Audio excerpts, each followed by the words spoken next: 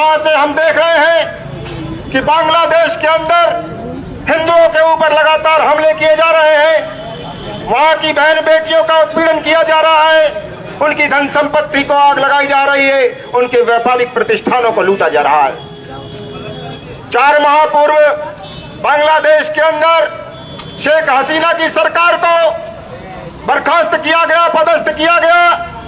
वहां के कट्टरपंथियों द्वारा सरकार को हटाया गया, बात समझ में आती है। सत्ता का संघर्ष था, यह बात भी समझ में आती है। लेकिन इस सत्ता के संघर्ष में, राजनीतिक लड़ाई में उन हिंदुओं ने क्या बिगाड़ा था, जो लगातार बांग्लादेश और उसकी उन्नति के लिए, उसकी प्रगति के लिए अपना खून पसीना एक कर रहे थे। बात सत्ता के संघर्ष की थी। लूटा इन हिंदुओं को जा रहा था जो लगातार बांग्लादेश के लिए काम कर रहे थे, बांग्लादेश के लिए देशभक्ति से अपना खून पसीना बहा रहे थे। और मित्रों, ऐसा पहली बार नहीं है। जब से बांग्लादेश बना, उससे पहले भी और उसके बाद भी लगातार वहां हिंदुओं का उत्पीड़न किया जा रहा है। जिस समय 1947 में पाकिस्तान भारत से अलग हुआ था, उस समय जो बांग्लादेश था वहां पर 30% हिंदुओं की आबादी थी। लेकिन आज उनके अत्याचारों के कारण से, मुसलमानों के हमलों के कारण से, उनके धर्म परिवर्तन के कारण से केवल वह आबादी 30% से घटकर के 6% रह गई। भारतवर्ष के अंदर जो मुसलमान 3 करोड़ था 1947 के समय, आज 30 करोड़ से ज्यादा मुसलमान इस भारत के अंदर है। और क्या कारण है कि भारत के अंदर मुसलमान लगातार बढ़ रहा है और बांग्लादेश और पाकिस्तान के अंदर लगातार घट रहा है? कारण है कि ये लोग जिस देश के अंदर रहते हैं, उस देश के अंदर दूसरे धर्म के लोगों का जीना दुश्वार कर देते हैं। पाकिस्तान के अंदर हिंदुओं की जो बेकदरी हो रही है, उसी प्रकार आज बांग्लादेश के अंदर हो रही है।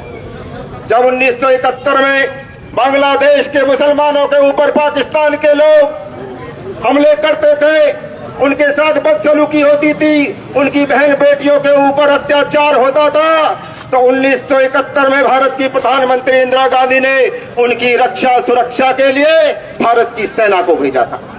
और जब भारत की सेना को वहां भेजा तो पाकिस्तान के 2 टुकड़े किए, बांग्लादेश को अलग करने का काम भारत की सरकार ने किया, भारत की फौज ने किया।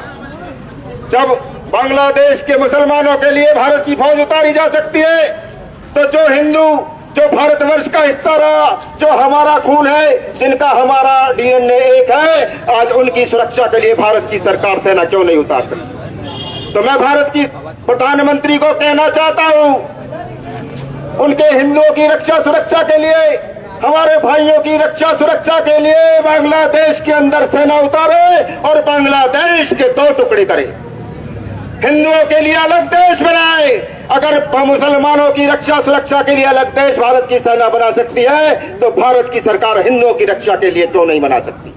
भारत माता की जय, जय श्री राम, जय श्री राम। और भारत की सरकार को हम लोग चेतावनी देना चाहते हैं, इन जिहादियों के साथ सख्ती से निपटे। अभी संभल के अंदर आप लोगों ने देखा किस प्रकार हजारों की संख्या में जिहादी इकट्ठे हुए। उससे पहले भी देश के अंदर अनेकों बार पथराव होता है, धार्मिक जुलूसों के ऊपर पत्थर मारे जाते हैं। ये कट्टरपंथी भारत के किसी भी राज्य के अंदर हिंदुओं के ऊपर हमले करने से चूक नहीं रहा है। तो भारत की सरकार से कहना चाहता हूं, इन कट्टरपंथियों पर लगाम लगाए और इस देश के अंदर जो सबसे ज्यादा आतंकवादी पैदा करने का काम कर रहे हैं, तबलीगी जमात, जो इन आतंकवादियों की जड़ है, इन आतंकवाद की मां है, उस तबलीगी जमात को बैन करने का काम करे। और भारत के युवाओं को भी कहना चाहता हूं, ओवैसी जैसे बदमाशों को बताना चाहता हूं, 15 मिनट की दुहाई देने वाले नेता समझ ले, जब भी 15 मिनट का समय मिला, दंगा तुम लोगों ने शुरू किया और समाप्त करने का काम हमारे नौजवान भाइयों ने किया। और आगे भी आगे इस प्रकार की घटना हुई तो वही अंजाम तुम्हारा फिर से होने वाला है। जय श्री राम, जय श्री राम। मित्रों,